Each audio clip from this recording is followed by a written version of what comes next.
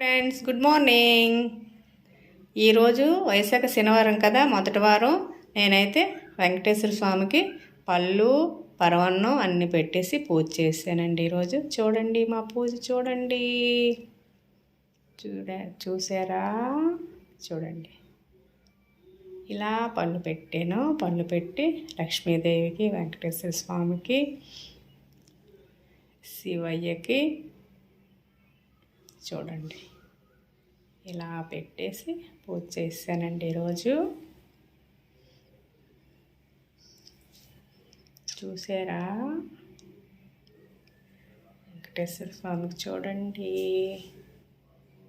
చూడండి, స్వామికి ఇలా పెట్టేసి పూజ పరవన్నం పెట్టేశాను. కొబ్బరికాయ, అరటిపళ్ళు, మామిడి పళ్ళు పెట్టేసి లక్ష్మీదేవికి,